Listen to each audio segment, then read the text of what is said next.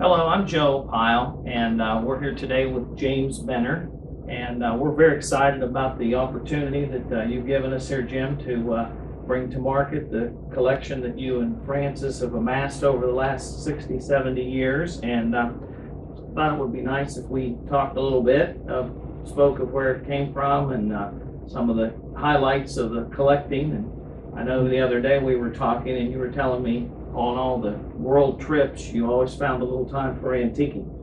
That's exactly right. We certainly did.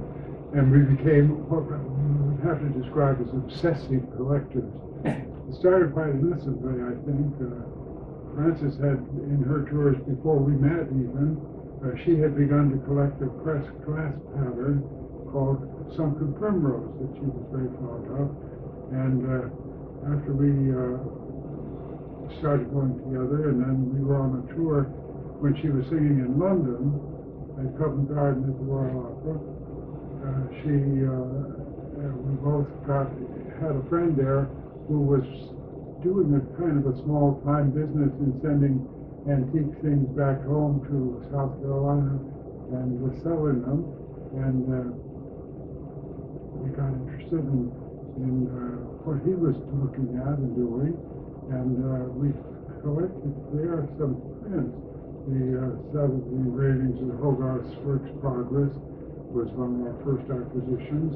And then when we got back to New York, we had a friend there who was very interested in Renaissance furniture and American lithographs, Currier and Ives and Baileys and Kellogg's and those.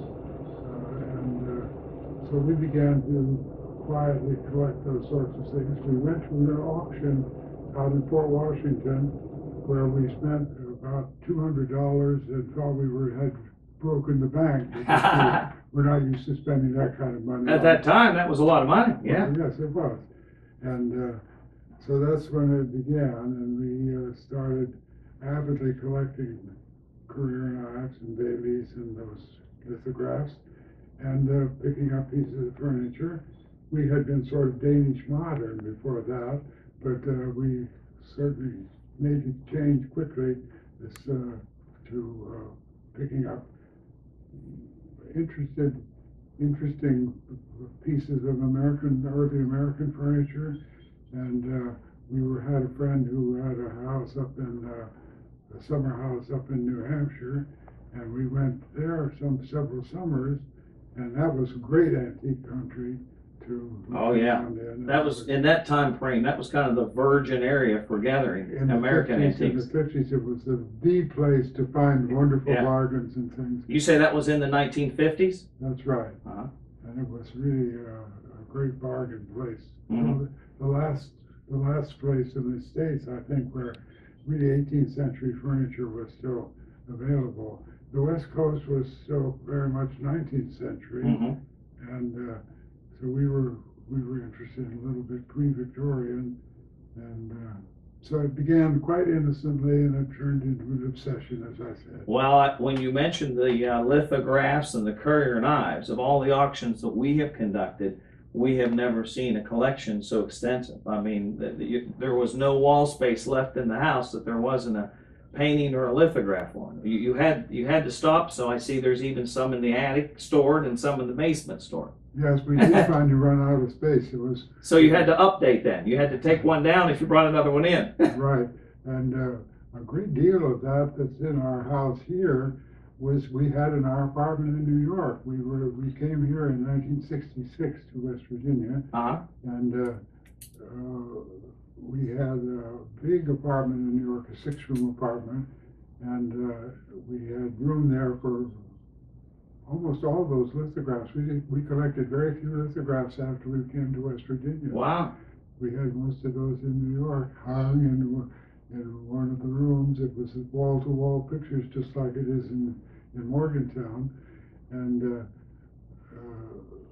we had a chance just before we came down to West Virginia to buy that wonderful big dressoir, that French dressoir that Oh we yeah, have. wonderful piece. Yeah. And it was finding no more room in the apartment in New York. And so when we moved, then decided we were coming to West Virginia, and we decided we were going to stay here, then we needed to enlarge that house that we bought.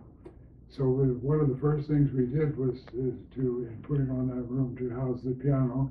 And I quick called this friend of mine who owned this dressoir to see if he still had it.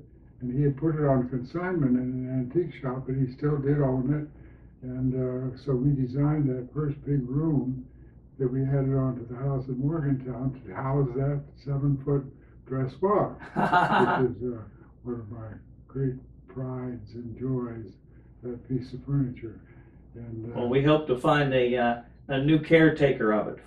It'll be exciting for you to see who's going to house it next. Yes, it will be indeed. It's a sort of a mixed feeling. I'm sure. I shall miss it enormously. Yeah. So you've owned it since about 1966 or 7? Yeah. 67. Yeah. Well, you're like lots of collectors. The home there at Morgantown, it was a decent sized house, but you did 2 additions actually to accommodate your collection. We did actually 4. All 4. Okay. Because that big room was the first one, then the library, and then we redid the kitchen and added that long passage hall room and the garage, and then we redid the downstairs bathroom. So it was quite over the years, it was quite an enormous change. And then the garage became an addition to the library later. Yes. No car in that garage. Well, there was a car indeed.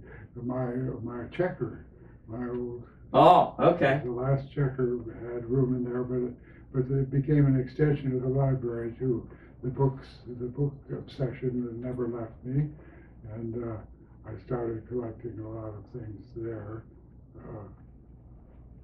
Some limited signed editions and first editions and so on, besides just the run-of-the-mill things that I wanted to read.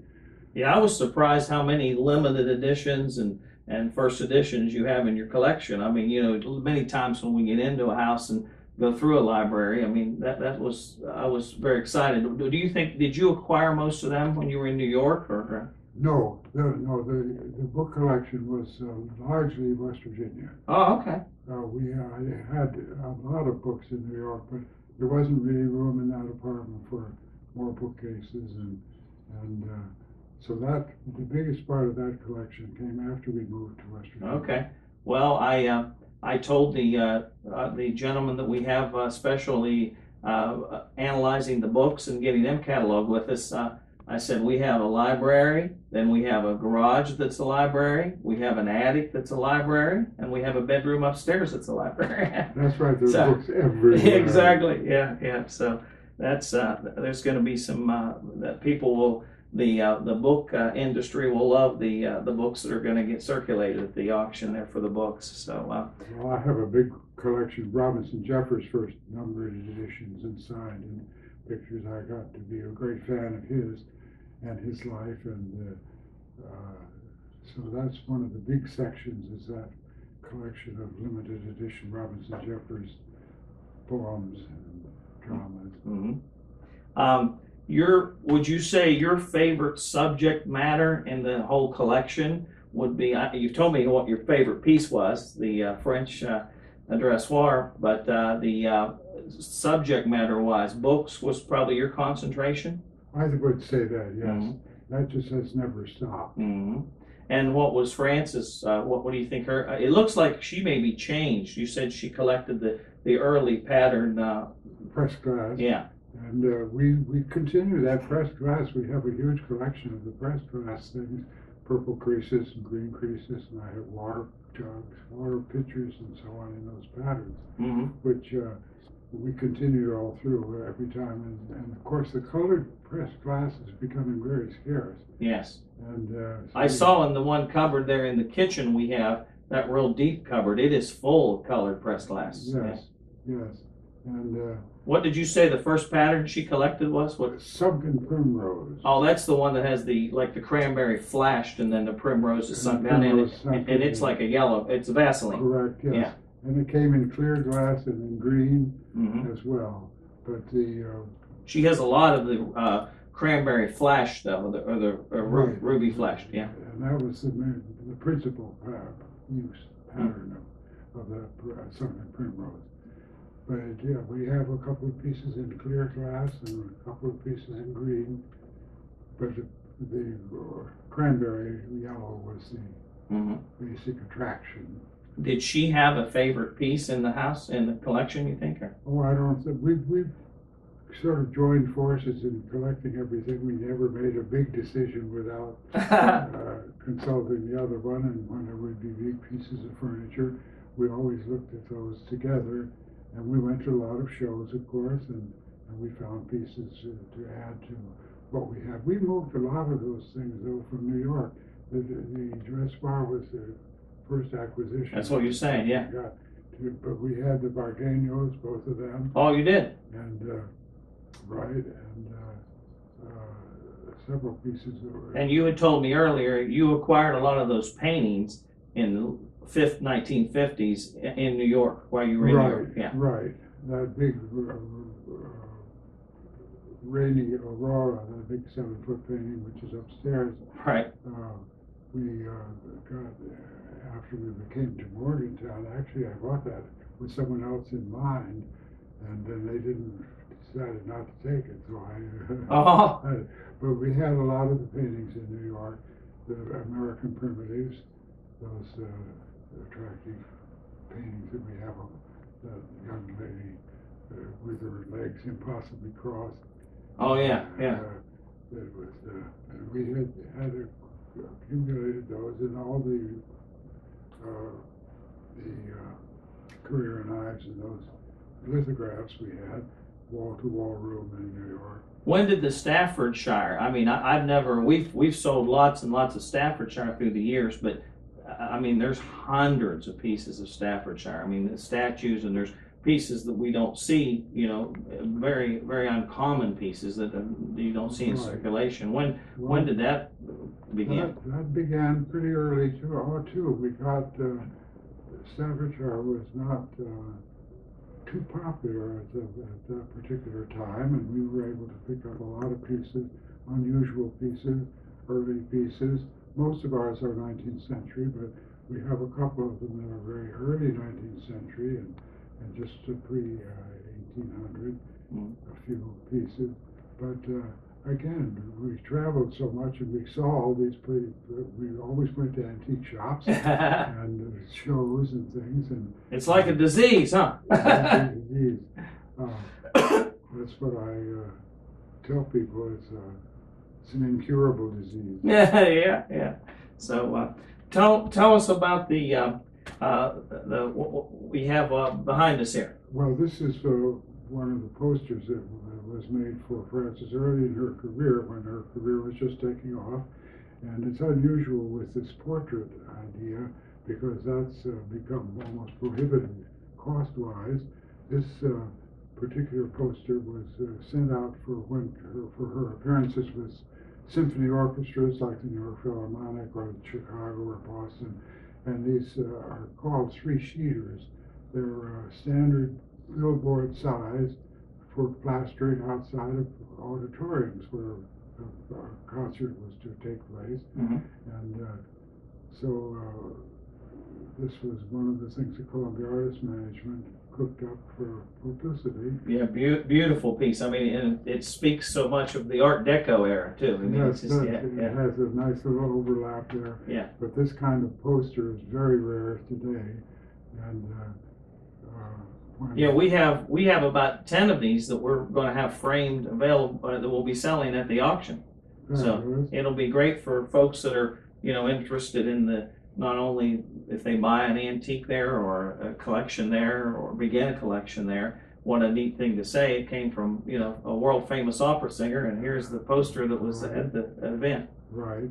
Well, that her golden soprano quote from the Chicago Tribune was from Claudia Cassidy, who was for years and years and years the main music critic of the Chicago Tribune, and she was a real poison pen writer. Oh, is that right? There were a lot of artists who simply would not go to Chicago because of the way in which treated them, Claudia Cassidy treated them in her column for the paper. So that's especially noteworthy because she loved Frances right from the beginning, and Frances always got wonderful reviews there when she came there to sing with the symphony, or when she came on tour with the New York City Opera, which used to appear in Chicago regularly on their tours.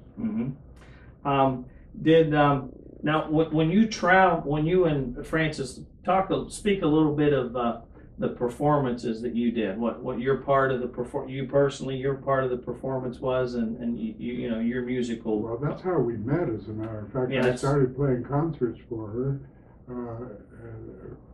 and gradually turned into a romance, and we married. But I played the piano. I was a vocal coach and accompanist, and I played for a lot of singers on tours for recitals and things, and teaching new roles to singers when they were getting new performance ready. And the recitals business was one thing, where I accompanied in a whole recital program, and the coaching is another thing, where singers come to you where they have to learn a new role or new songs or put together a new program, something like that. And the coaching is a very special beast.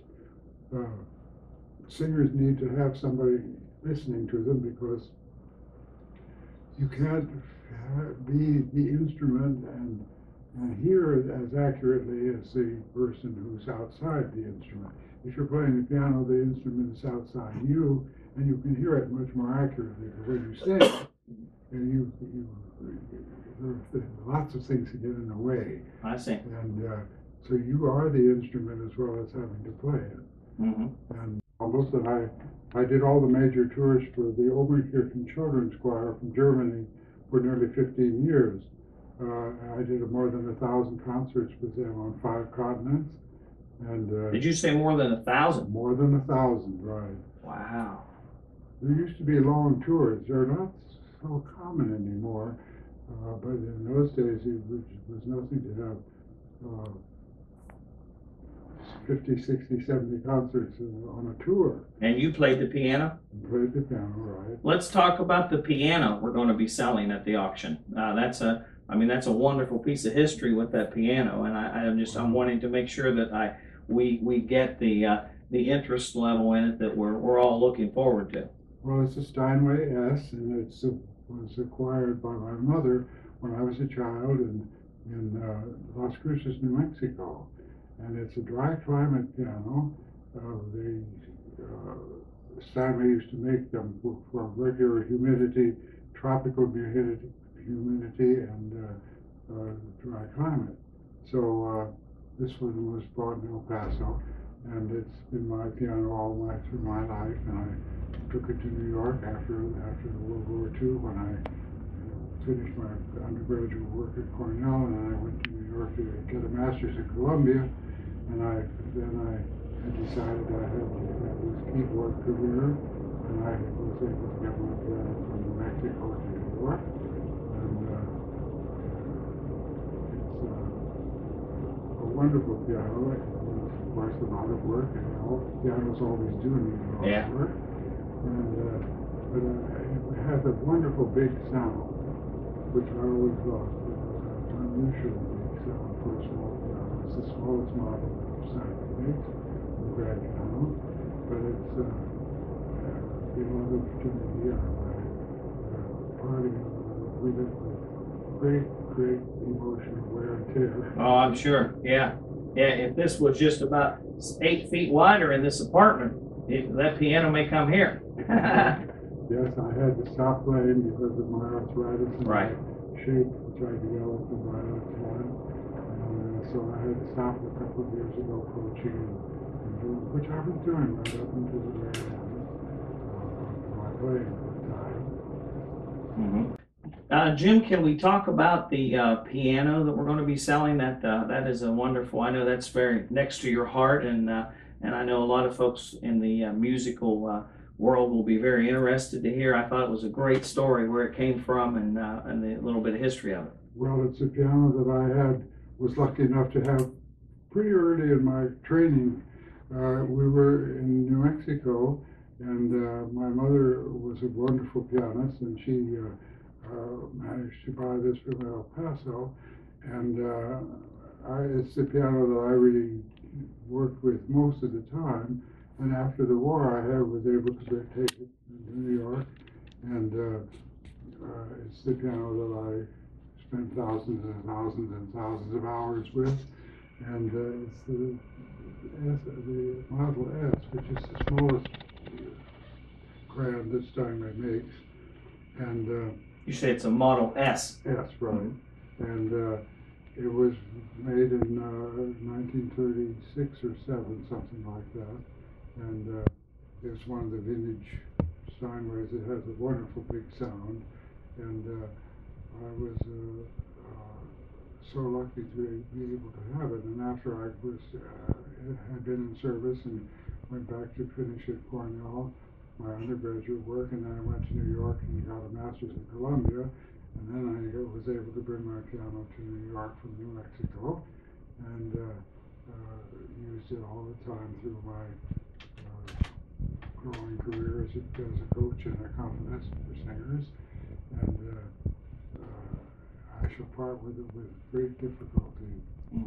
But it's a wonderful piano and has a great big sound, which I've played concert grands that didn't have as big a sound as this. Is that right? This, well, that's interesting. I mean, for musicians to hear that from one of the, the trained ear, I mean, it's extraordinary. The sound is just such a big sound. You right. And is that of the? Do you feel that's because of the vintage, the era that it was built? I think so. But each piano is like a person. Their personalities are very different. And of course, on tour, when you go and you have a strange instrument, sometimes it's very shocking. Oh, I bet. The sound that comes out, and sometimes you don't get a chance to work on the piano that you're going to play the concert on, and it's full of surprises. You learn an awful lot in a short amount of time about what to try to do to fix the sounds that are coming out in the performance. But that's a very special problem for pianists who cannot travel with their own instrument. Right. They have a real shock. So I'm sure that the folks that attend the auction are going to be happy. I know we as an auction company are very excited that you had to build a room for the piano and the French dressoir, because believe me, there's a lot more in that room than those two pieces. There's thousands of pieces, and our cataloging crew will attest to that. We're on number 988 right now, and staying concentrated mostly on the room where the piano is. So that you and Francis did a wonderful job putting that. It looks like a museum in there. And right. Well, I look around and all the things we collected and so on, and I wonder how we had time to do anything else except collect these pieces. That's what one of our workers said. Did they have a job? Did they work, or did they just go around and collect? Well, traveling did help us to find lots of things. And we went to lots of shows, and then when you live in New York, there's everything in New York. We used to go sometimes to auctions there, and of course the antique shops as such are often very specialized, and with Renaissance furniture, some of those chairs and the Bargueños and the chair that has the crown on the back of it. I mean, that is just a spectacular piece. Well, we got that after we came to Morgantown. Is that right? We was at a show near Uniontown, and we were looking for furniture. The library was new then, and we bought that thinking about it working in the library because it's so big and so so morale building. Yes, it is. But it didn't fit in there, and so it found its place near the piano. But it's I think Austrian. It looks like the Habsburg Double Eagle, and it's very unusual. I've never seen anything quite like it. The back of that chair is one piece of wood, which is impressive too. Sure. Big carved wood. Yes. Now your home is full of Persian rugs. I mean, there's layers of rugs in some rooms. Did you gather those rugs when you had them in the apartment in New York, or most of them were? Some of them we did, the throw rugs we had in New York. Mm-hmm. The big rug, which is in the piano room, was one that we got after. As a matter of fact, it was a housewarming present from a friend in New York who bought it at a shop there, an antique shop. And we also have a lot of American Indian rugs in the dining room. Are all American Navajo Indian rugs from one of the pueblos in New Mexico, in Arizona actually, and we got those on a tour when we were driving, and we've started collecting those. So and then there's So you've just added to them. You bought a couple then, and then just what later, as you found American Indian rugs, you. But we had those throw rugs, and the big rug in the living room was a gift, and then the silk rug, which is in the library, we bought it at the Sewickley Antique Show. That's a wonderful rug. Yeah, the silk one there. Yeah. I love that rug. Very, very nice rug. I thought that was just fabulous, and we have that very nicely protected. It doesn't get very much traffic. No, that's a nice thing about that rug. It doesn't show any wear. Yeah. Right, and that big rug under the library table is also a nice throw rug, long rug. Right. Yeah, that's. I think everyone will be delighted with the selection. A lot of folks concentrate on one particular. You have an excellent variety of rugs. I mean, you all didn't just stay focused on one specific. You have a very, very nice wide variety of rugs. Right, and when they're nice rugs, even the fact that they need some repair isn't always a detriment to have them. Right. Because they can be fixed. Mm-hmm. Now, do you have the African collection? Did you all assemble that? There's a lot of African items there. Did you assemble that while you were traveling in Africa, or? Some of it I had gotten before. I was on a tour with my German children's choir of 6 weeks in South Africa, and I bought a number of things there, and that I fell in love with. And we bought a lot of things from a shop in Alexandria, Virginia. He was an African shop, really, and he went regularly to different parts of Africa and collected these masks and bronzes, and that are made by the lost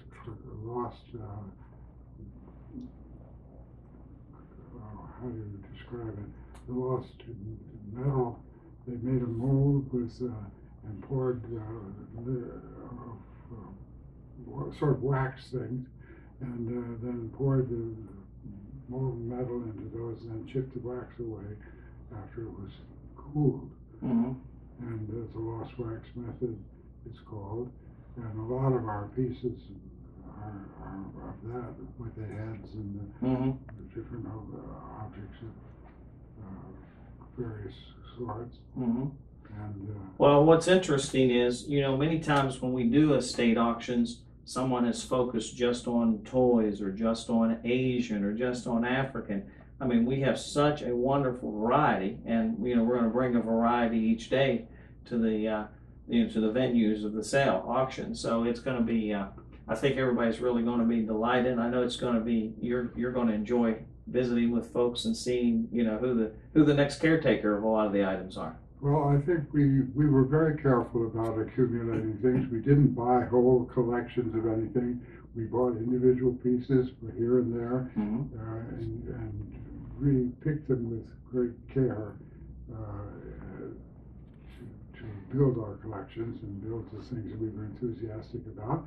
And we are all over the field with these early American things and European things, Renaissance furniture, Oriental things. Yes. A lot of that. Yeah, a lot of Asian. I know a lot of Oriental, a lot of carved pieces and some great pieces. Right, and that one Cambodian manuscript, I think, you've seen this Buddhist manuscript. Oh yeah, the Cambodian manuscript that folds out. It's very. Folds out. It's an incredibly interesting piece, and I don't really know what it is. I haven't done enough research on it ever. That takes time and care, and I haven't been able to do it. And I've encountered a number of students who have looked at it, and that's how I know that it's Cambodian. Mm-hmm. It's a Buddhist material, Buddhist manuscript, and it has these wonderful paintings in it, which are just vivid beyond all recollection. They're so marvelous. Yeah, that is the part about it that I found most interesting is the paintings in it. Yeah, I guess you said they're all that way with the writing and then the painting that goes with it corresponds. It's a saga of some sort. Right. And, yeah. So, is there anything else, Jim, that you think we should touch on as far as we just kind of wanted to introduce you and let and Francis and the wonderful collection that we're so excited about bringing to market, and I know the antique world and collector world is going to be very excited about the opportunity to attend and get items that haven't been circulated for 70 years, 60 years. They've been in that collection. So. Right. Well, I hope that people who buy things from this collection will love them as we have loved them, because they were always bought with never buy anything you don't like. We never did anything that was just for investment purposes. We bought things that we loved, and we always got a good buy on things. But we did a lot at shows, and so I hope that people who take part in this collection now enjoy them as much as we have, because I hated to have. As we were building the collection, we were greedy about accumulating things, and now, of course, I'm anxious that it's nearly over and we're having to disperse these things around all over the place. So I hope that they find good homes and the same kind of love that Francis and I had for them. Well, thank you, and I'm sure they will, and we'll be utilizing the internet, so they'll probably be shipped all over the world also. So it'll be interesting to see where they all land. Wonderful. So, okay, thank you for your time, and we'll look forward to getting the auctions underway here at the end of August. Excellent. Thank you so much. Jim, can you speak a little bit to what brought you to Morgantown? We've had several folks that when we began marketing this auction have asked how you ended up getting from New York City to Morgantown, West Virginia is a pretty big change, and for the world tours that you were on, and your connection to the big world of New York, and moving to Morgantown, West Virginia, which in the 60s was still pretty much a small one-horse town. Right. Well, Frances had gone to New York in 1943 in the middle of the war. She had a job right away. And the next day after she got there, she went to an audition for The Merry Widow, which was opening on Broadway with Jan Kippur and Martha Eggert.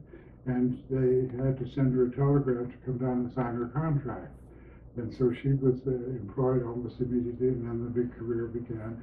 But she started in 1943, and by 1966, we were a little bit tired.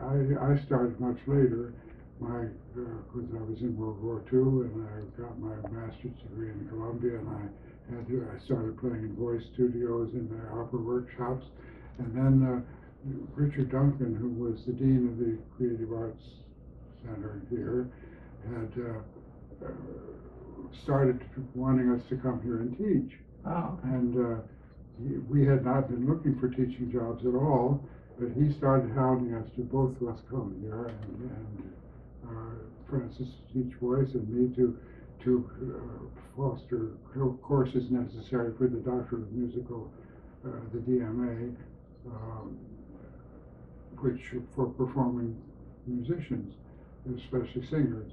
And that had already been established here, and Dean Duncan was looking for a big performing faculty. He wanted something, it was still a state university, but it was close to conservatory quality from the standpoint of the faculty. So he was doing that, and he thought we should both come here and teach, and he had the string quartet, string trio in residence. Herman Godes was here as a pianist, and David Lloyd was here as a singer, And so Francis's job was as an artist in residence, and I was to be in the coaching faculty, which they didn't have, for courses that the doctoral students especially needed, repertoire classes, coaching, diction for foreign language diction for singers. And I worked in all of that and did the preparation for the opera productions. We did 38 productions of 34 different operas, fully staged with orchestra in my time here. And so while you were at WVU, under you and Francis, there were 38 performed here. 38 different operas. Wow. 38 different productions of 34 different operas. We did repeat a few of them, but that was a big part of the program here, and then to support the doctoral qualifications for the degree program at the doctoral level. And so that's how we started here. And we were just a little tired of the suitcases. Francis had been at it for a long time. Oh, yeah. And she wanted to, her voice never left her. And into old age, she did a performance at Tosca when she was over 70 here in a concert. We have that. I saw the clip of that just the other day of her performing it. She was nearly 80, I think. She was 79. When we did a recital program for public television, and she had an incredibly solid vocal technique, and the voice never left her even into old age. She never had a wobble, and her pitch was always so accurate, and it was quite remarkable. She was well known for her technique in the business even earlier on. Great. So you all adapted well. It just seemed like the timing of it was that you were, New York was wonderful for the 20-year stint. The suitcases were wonderful. Matter of fact, we're even going to be selling those suitcases. I saw up in the attic there's a lot of them, 30 or 40 suitcases. So yeah. Well, it was.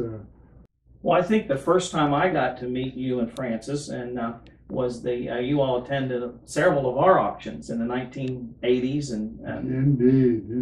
And we did a lot of work with the MAC here with you all. I did, your fundraiser auctions, and we helped sponsor some of the antique shows that the MAC did at that time. Right.